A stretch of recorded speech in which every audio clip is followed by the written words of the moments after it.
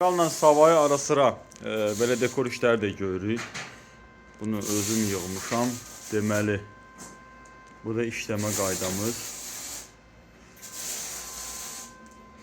Bu dipçək qabıdır. Düzdür, bizi bu son vaxtlar izləyən izləyicilərimiz yalnız bizi manqala görə, nə bilim, manqal üçün ləvazimətlər, bunlar hamısı sazaltdıqlarıdır. Bunlar çox satılır deyə bu dəfə biraz çox yığdırdıq. Çünki hər manqal götürən demək olar ki, bir dənə sazaltdığı götürür. Bütün bu manqallar sifarişləndir, yəni sifarişlə yığılır.